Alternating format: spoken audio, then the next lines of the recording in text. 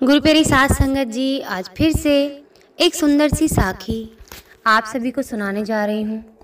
गुरु प्यारी साध संगत जी, दुनिया में बहुत से ऐसे लोग हैं जिनके पास सब कुछ हो जाता है, लेकिन उनकी आत्मा की यानी उनका मन तृप्त नहीं होता।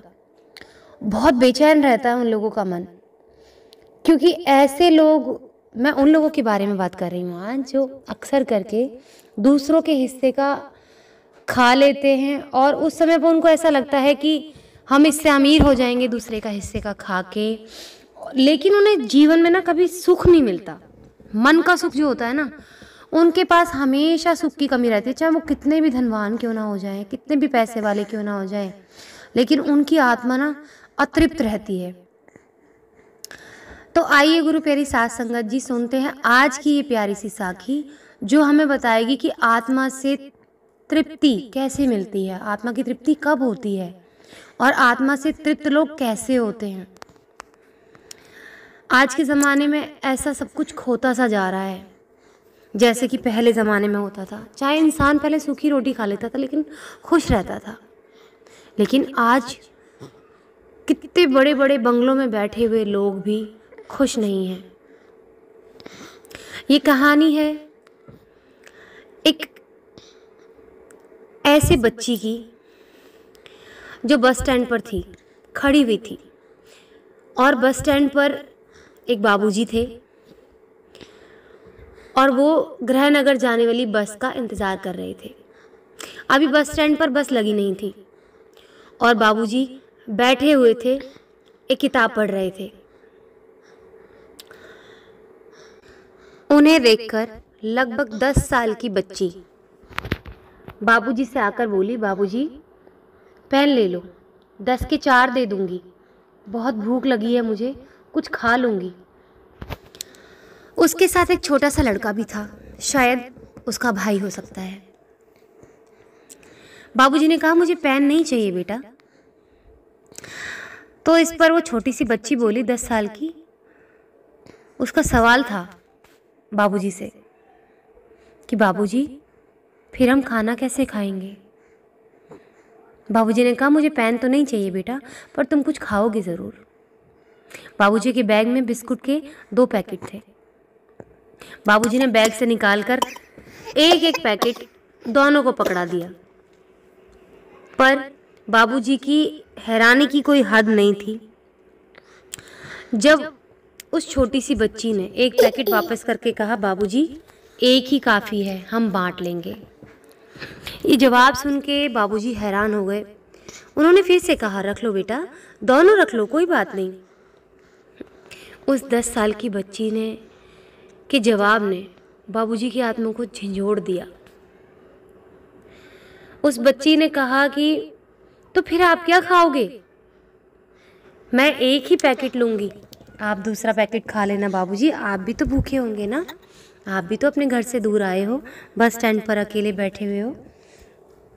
हम एक में ही खुश हैं दोनों बहन भाई, आप एक बिस्किट का पैकेट आप खा लेना।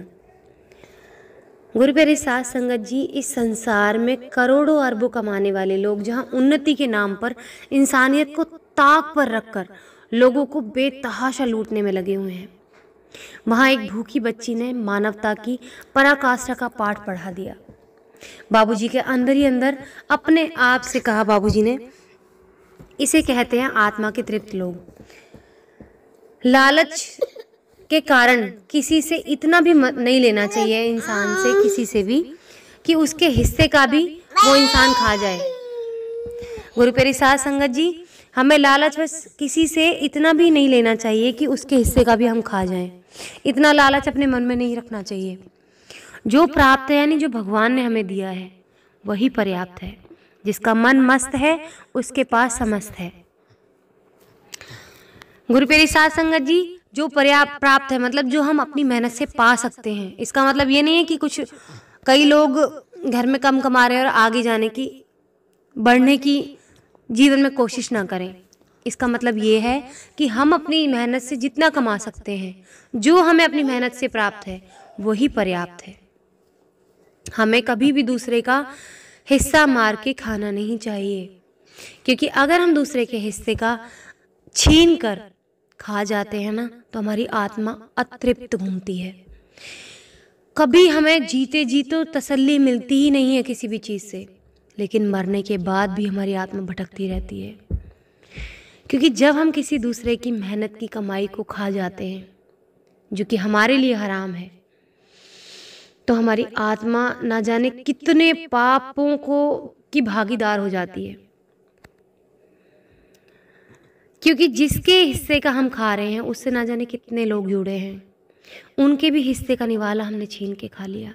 तो इतने सारे लोगों की जो बद्दुआएं हैं वो लगती नहीं है क्या?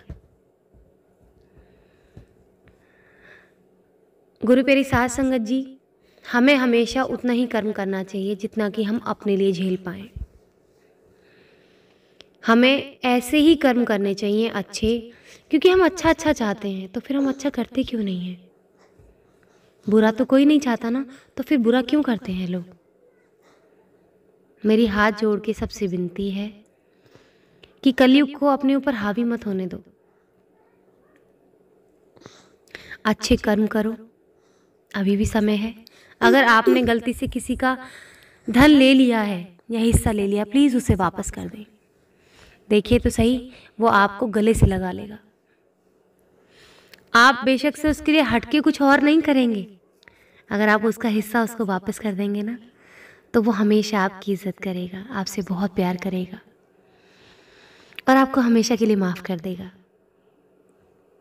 बस इतनी सी इंसानियत हमें दिखानी है लोगों को। ये इंसानियत अगर हम अपने लिए लोगों के लिए रखें, बाकी लोगों के लिए, इंसानियत से ऊपर कोई और बड़ा धर्म है ही नहीं।